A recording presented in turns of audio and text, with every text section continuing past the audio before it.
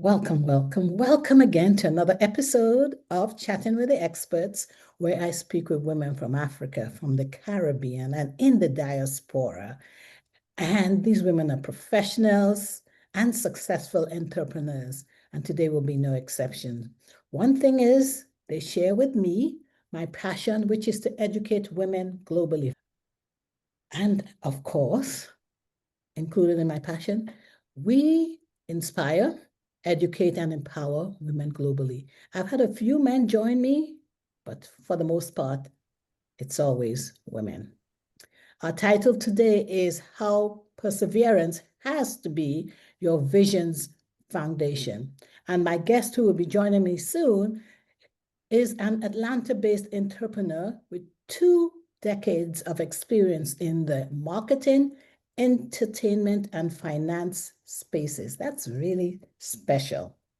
Her name is Sabrina Guice, and she brings a wealth of diverse experience, holding a bachelor's degree from the HBCU Fisk University, where the late John Lewis and the poet who passed away recently, Nikki Giovanni, attended. She specialized training from Temple University's Early Entrepreneurial Incubator, and she also holds a certificate from NYU's Tisch School of Arts, Business of Entertainment program. She also completed the 2024 inaugural Goody Nations Angel Wings cohort program for angel investing. In 2023, she demonstrated her strategic vision by acquiring a digital marketing franchise from global leader WSI, underscoring her commitment to cutting-edge client solution. I can go on and on about her, but there's one thing I don't want to leave on, which is that coming back to 2024, she founded the Create Georgia Entertainment Alliance to support creatives in Georgia's expanding film, television, music, and gaming industries. And she is in pre-development for film and television projects for clients. Wow, wow, wow. I'm always impressed with my guests. And so why don't I welcome to Chatting with the Experts, Sabrina Guice. Sabrina, wow. I could have kept reading your bio, but I said, you know what? Why don't I let her complete whatever it is I left out Oh that my you would goodness. like to share with the Oh, audience? Paula, first of all, I want to thank you so much for having me on your show. What you're doing is phenomenal. You're giving a platform from women like myself and others who have, we're in the trenches and we're doing a lot of work, but with your platform, our voices and our stories can be heard throughout the world. So I want to really thank you and much continued success to you and what you're doing. In Thank regards to you. myself, I'm pretty eclectic. And, as you were reading my bio, I'm like, ooh, I'm Is that tired. me? I done a lot. Oh my goodness. My story is an interesting story. I started out in the finance industry coming out of college. I worked for a company called Prudential Insurance, worked with them in sales and then as an underwriter. Transitioned from there, worked in ministry actually for a number of years in the communications area. That's how I ended up in Georgia. I was a communications manager for a very well-known global minister, traveled the world with him. And one thing he would always preach over the pulpit is, you're not really, if you really want to walk in all that God has for you, try to create something that you own. And I took that to heart. So I only stayed with him for 2 years. And I said, I'm going to start my own business. I literally worked myself out of a job and I went into PR. And that started me on the road for entertainment. And that's really where I am right now, film and television consulting. We also consult with people in gaming and music as well. And last summer started the Create Georgia Entertainment Alliance. Me and two other women here in Atlanta had lunch with them and they said, hey, whatever you decide to do, we're here to support you. Both these women are in film and TV. I've known them for a while. And a year later, we started last August, a year later, we're now in pre-development for 10 film and television projects on behalf of other creators, whether they're writers, directors, or they're producers. We're consulting with those. And two of those projects we're getting close to getting funded. So I'm really glad to see that all that I've gone through is now really paying off and I can pour that into others and help them fulfill their dreams and their visions. Wow. You know, the thing is, well, we're going to be talking about how perseverance has been your vision's foundation. And that's the theme. But you know, I always say to people, you see people's success, but you don't know the story behind it. And there's so many ups and downs that people go through. And finally, a breakthrough or a series of breakthroughs, and people get to know them, but they don't know. So, you know, I love it that, you know, we're talking about perseverance has to be one's vision's foundation. Why do you say that though? I mean, I know we just said that it's necessary, but you, when I spoke with you, you were like, Yeah, that's what you want to talk on. it's your perseverance. And you know what, Paula, if you're an entrepreneur, first of all, if no one else believes in you, you have to believe in yourself. Mm-hmm. You have to believe in yourself. You have to know that you're called to do what you're doing.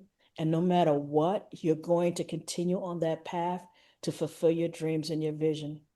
When I left ministry, it was truly a walk of faith. I live in a state where if you're fired I wasn't fired from my job, I walked off from working in ministry. But if you're fired from your job and if you lose, it's a high probability that you may get unemployment insurance. So you got to really, if you're going to leave that job, you got to really know that, okay, God is your provider and your resource. So when I left out of ministry, I remember my last check from the ministry. I remember I had taken a week off. I didn't get paid for that week because let me back up. I had started getting clients while I was still working there. And I needed to take a week off to begin the transition out. Well, my last check was under $100. So I Oh, walked out. I remember coming into my place. First thing I did was I hit my knees and said, God is me and you. I am believing God for this. I'm believing you for my provision. And I am not going to go off this path.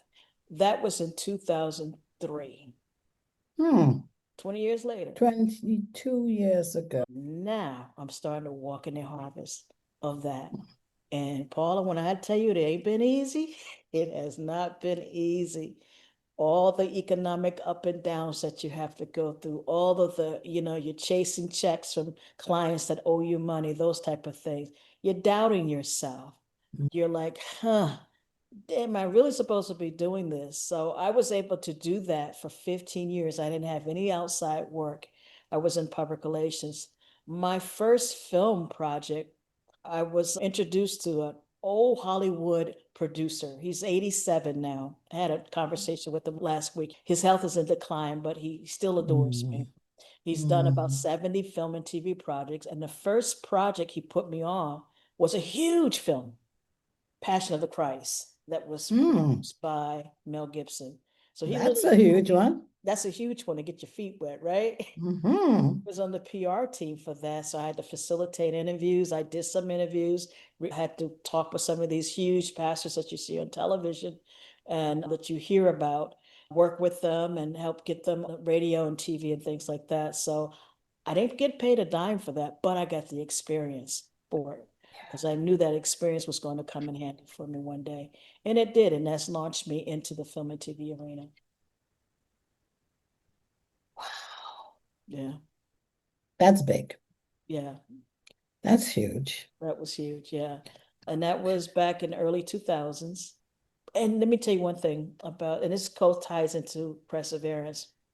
As a business owner, as an entrepreneur, and as a visionary, you have to know when to pivot as well. Yes. And you understand this as a businesswoman. You got to know when to pivot. You got to know when to tap into another gift that you may have. So here I was doing well, had contracts. Then in around 2008, 2009, just before Barack Obama came in the office, the housing market crashed Yes. and it hit every nation. It wasn't just an American problem then. It hit It Wall was Street, which global. reverberated everywhere. It was a global crisis. So I ended up losing three corporate contracts, one after the other, boom, boom, boom. That's not fun. Did I give up? No, I said, okay, I got to pivot. So I moved back up north, got a freelance contract with a literary PR firm, and I had a contract for 2 years. And that's when I got exposed to the literary community as a publicist. And I said, and I start seeing more and more people trying to self-publish and not have to deal with the publishing houses because people were losing their jobs And so they had to learn to pivot. They said, well, let me write a book and sell my books. So we were marketing those books. We were promoting those books. We did work with some clients from major publishing houses, but the independent writers were primarily our clients. And I said, you know what? I can do this. Again, going back to pivoting, perseverance. So I'm a good writer. I can do this. I'm going to start my own publishing company. And I did that. And I ended up ghostwriting 35 books for clients over an 8-year period. When that was happening, meanwhile, in the background, the TV and film industry in Georgia was building up, building up. I said, okay, now I'm going to get back in film. Economy's stable. Okay, I'm doing great. I want to now transition back into film and TV because I was just getting my start in it when the whole housing market crashed. So I came back to Atlanta. I mean, there were some movies being made all over the city of Atlanta. And with the TV and film industry, it's a matter of you have to know people to get through some doors. You have to persevere to get through some doors. And that's what I did. Yeah, I knew people, but unfortunately, they didn't help me get through some doors. But I did this myself. I'm not laughing at you. I'm just thinking that can be a big reality. You may know people. That doesn't mean you're getting through the doors. And in this industry, you may know them, but they see you as competition and they're not going to make that introduction. So again, it goes back to your faith and your perseverance. So I saw the barriers, right, of entry for me. I said, so I started studying the industry. Again, as a business owner, know your industry, know every element of your industry. I knew I didn't want to be in front of a camera. I had no interest being an actress. I knew I didn't want to be necessarily right behind the camera as a producer or director. I wanted to get into the business side of it. That's where decisions are made, the finance side of it. So me being the analytical woman that I am, I said, as a Black woman, this is not controlled by Black women or even Black men, that side of the industry. I said, what can help me get through that door and get a seat at the table?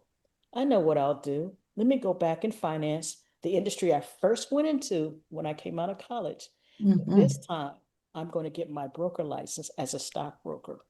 And I want to learn how wealth is produced, how the mind of the investor works, how investments work.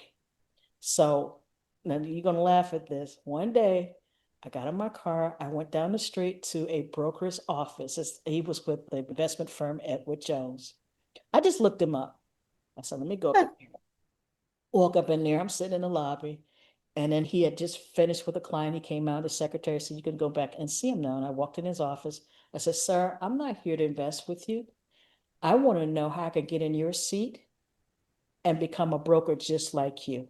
He sat back in his chair. He said, people don't come in my office and say this kind of stuff. Tell me a little bit more about yourself. Honey, I had confidence. I'm just thinking, you walked in there. You walked in there confident. You walked in there, but you're a Christian. So you walked in there knowing you're not alone. There's a purpose. Yeah, I knew my purpose, right. So I started telling him about myself, and he was very impressed. He said, okay, so you ran your own business, you endured the economic crisis, you knew how to reinvent yourself. I said, yeah, but see, he did what he didn't know at the time. I knew I wanted to get the experience for what I'm going to do in film and TV, right? So I went through the whole process with Edward Jones. I sent him my resume. He sent it up the channels. So I got into their training program. It was very stressful.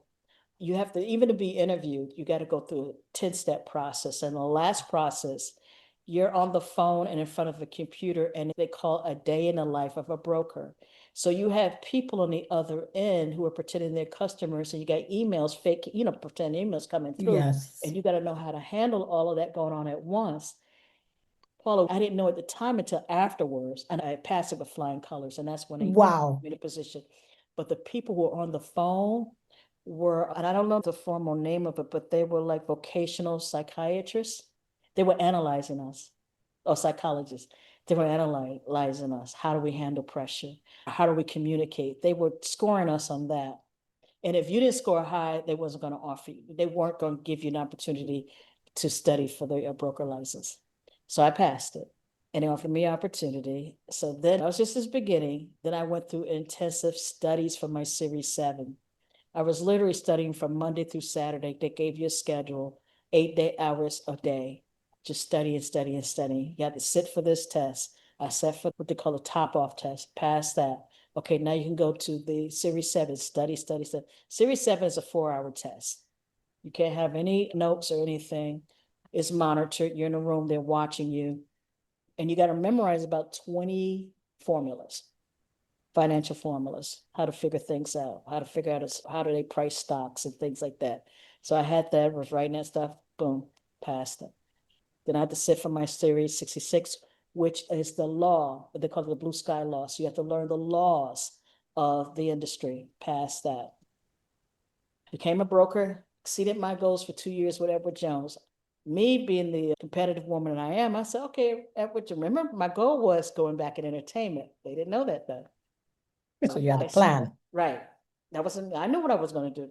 2 years, I said, okay, that's enough. Let me go to a bigger company. So I went to JP Morgan Chase. Stop right there, because one thing you haven't shared with my audience is that you were a former VP of investments and private client advisor at JP Morgan. At JP Morgan Chase. Got the job at JP Morgan Chase. So once you get in that position, you have the designation of being the vice president of investments. So I work with, at Edward Jones, I had a client base of about 250 people. JP Morgan, I had a client base a little bit over 300. So I have sat down and had communication and talk and conversations with close to 500 investors, anywhere from the small investor who has just a couple of hundred to maybe open up an IRA for retirement, to those with tens of millions of dollars are looking for some estate planning and other strategies. So it gave me a good glimpse into the world and the mind of the investor. Again, I know when I go back in entertainment, I want to go on the business side. Did that for 2 years. I said, okay, bye JP Morgan Chase, I'm out. Now I'm ready to go back into the film and TV industry. But now I got my designation, my experience, and I can work with people and filmmakers, because the biggest hurdle that they have is funding their projects. They don't know how to talk to the investor. They don't know how to package their projects. That's what we do now. That's what I'm doing now, is working with those filmmakers to help them with that. Where we get paid is, if I secure funding for them, I get a commission on that. Plus there is a consulting fee. A lot of them don't have the money to pay us the full consulting fee up front. So we may get it on the back end with some of the bigger projects. I get about, on average, between 3 to 5 films pitched to me every week. I may select maybe one out of those, maybe one. A lot of times people come to us, I know we can't do anything for them, but I will give them guidance and say, well, you need to do this, you need to do this, you need to do this, and give you some guidance. So you said something a few seconds ago, not minutes ago, about you get at least 3 to 5 people coming to pitch the ideas to you, but you choose one. So what's the criteria you're looking for? We're looking for, there's a list, but I'll tell you right now, we would love to see a script. Most people do have a script. How well written it is. Also, has the script been what we call in the industry covered? That means it has gone through this, or a company that has reviewed the script, and they make grading and some recommendations. You make the corrections, and then they will grade the script for you. Typically, we look for grade 90 and above. So those are pretty good. So it tells you the probability that this is a good script. It should do well when you film it or when you tape it. And then you should do pretty well. The audience will react pretty well to that particular script. So we want to look at the script.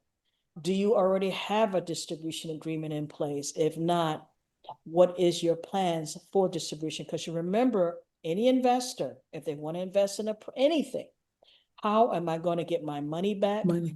When am I going to get my money back? So show me, Mr. Producer, how do you plan to pay me my money back?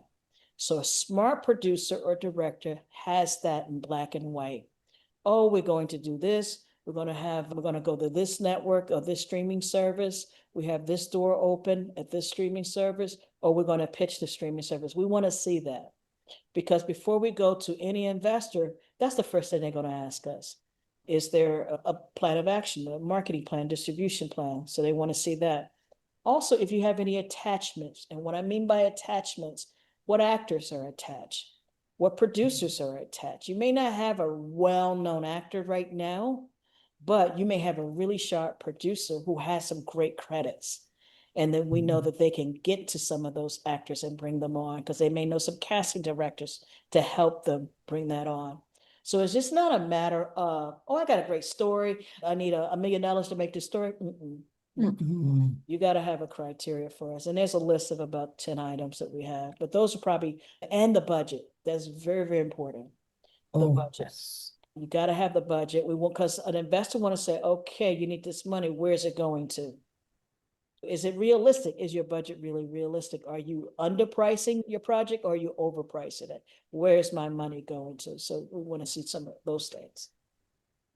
This is not an eye opener, but this is good to know because, you see, I always have wondered how did this, movie or TV show, how did it get to where it is? Mm-hmm. And what was the criteria for the investors? So this has been an eye opener for me in a lot of It ways. is. It's, you look at something on TV and you're like, oh, that's a great series. But I tell you, there's a lot of work that goes on behind the scenes to get it there. To there. Because the majority of projects that are pitched to these streaming networks are They rejected. don't make it. Majority. Probably about 90% of them get rejected. Wow. Yeah. Wow. Sabrina, we've been talking for 30 minutes. I can't believe that. But Oh what my I goodness. wanted to, you've told us about the importance of perseverance because you definitely Yes. persevered and you always had a plan in mind. You didn't just, it wasn't just, impulsive. You always knew what the next steps were and you prepared towards that. Right. My ultimate goal is to build a film fund. To build a what, sorry?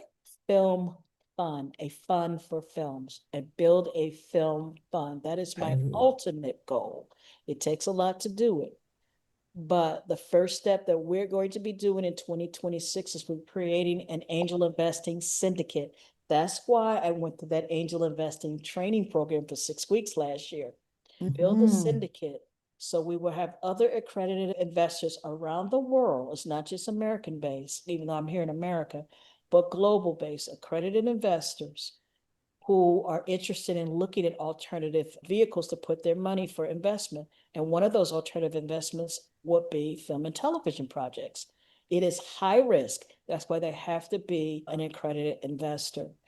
So we'll have the films presented to them if they want to be a part of it, whether it's on development stage, pre-development stage, a production stage, or post-production. We can make the introduction between the investor and the filmmaker that way, but we'll have a community of investors that we can now send our films through. And that would lay a foundation for that. We plan to launch that next year. Because I know we always have a very interactive audience. Yeah. But not everybody can, of course, is in our audience. What is one tip, one parting tip you can leave so that whoever looks at this episode later on will say, I learned, well, of course, there's always you said a lot, but just one parting tip. One important tip is, to me, is keep your eye on your goal and write it down. Don't just have it in your head. I had a mentor tell me this about 25 years ago. He said, Sabrina, he had an MBA from Harvard, very smart man. He says, I don't take an idea serious unless it's written down. If you haven't written your vision down and you have see it on paper and you haven't written out, okay, well, these are my vision. How am I going to get to the vision? How am I going to allow this vision to unfold? This is a milestone. My milestone may be getting my LLC. My milestone may be getting a mentor, a business coach. My milestone may be getting funding. Put realistic milestones for your vision, a couple of milestones. And as you reach your milestone, okay, I did that, check that off, check that off. But unless you write it down, it's just an idea. I have written so many business plans. I have revised so many business plans. You have to do that. Write your business plan out. Or even if you don't know how to write a business plan out, at the very least, write the executive summary. The executive summary will help you. And for those women who are listening to this, who are American-based, I'm going to give you a resource which is free that can help you from A to Z to get your business going. It's a small business development center. Every major city has these. They go through the different state university systems. Here, Georgia State has one. It is a government-backed entity. These are retired entrepreneurs who work through these entities and serve as mentors and coaches for these business leaders. And they can help you with marketing research, helping you get your 2 to 3 year financial projections in place. You don't have to pay anything. So look for that. Look for wherever country you are. Look for free resources, especially from the local universities. They may have resources for entrepreneurs. Look for women organizations. Call them, contact them. Even if they can't help you, say, well, ask them, hey, what do you know who can build a mentorship program in this program? Oh, yeah, we do have a program we can refer you to. Closed mouths don't get fed. And that's a saying that we like to say here in the South. Closed mouths don't get fed. You better open It's the your mouth. truth. You better open It's your the mouth. truth. Even Resources literally. yeah, resources are out there. I know it's a hard time for women right now, but there are resources out there for us. Do your research. And with AI can help you to find those resources. You go into AI, Chat GPT, or whatever tool you use, tell it, write a prompt of what you're looking for. It'll spit out all this information. Then you could ask it more. Well, narrow it down for Black women. It'll do that. Those kind of things. And as a gift to your guests, any woman that reaches out to me, if they're interested, I have a database, private equity funders and VC funds that fund women-led companies. Now, you got to have your stuff together to approach them, but at least it is something that you can use. You can start. That's absolutely fabulous and a good note to end on.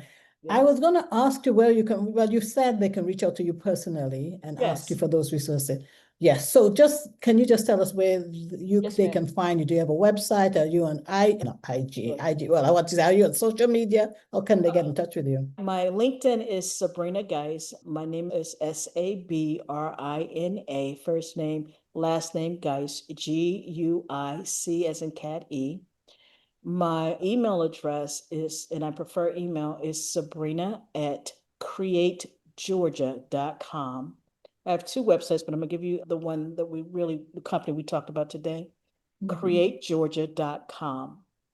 That is our website. You can go on there and you can take a look at some of the projects we're working on. And we have a little promo video on there as well. So those are the 3 ways that you can reach out to me, and I'll be more than happy. Just let me know that you heard me on the program, and that way I can give Paula a shout out and email her back, say, hey, I heard from somebody. This is to reach out to me, and I want to thank you. So I'll be more than happy. Anybody that reaches out to me through my email or through LinkedIn, just make sure you give me your email address if you want that list of those VC and those private equity firms for women. That's phenomenal. I'll drop it in the chat too for those who have joined us. And as I say every week, if you will, I get to speak to phenomenal women, and Sabrina is one of them. And if you're a woman, and I also speak with a few fabulous men, if you'd like to be a guest on this show, please reach out to me on my website, which is chattingwiththeexperts.com. You can also contact me on LinkedIn.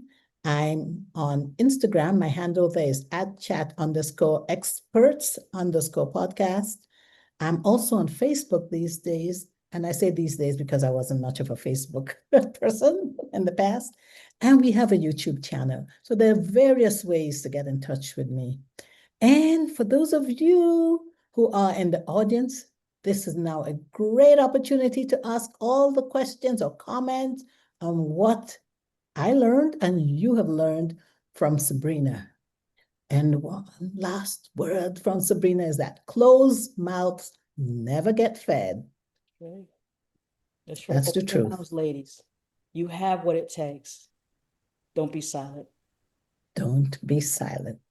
Thank you so much, Sabrina. And we'll open up the floor now to those who have joined us. Woo, this is good. Thank you. Thank you. Thank you.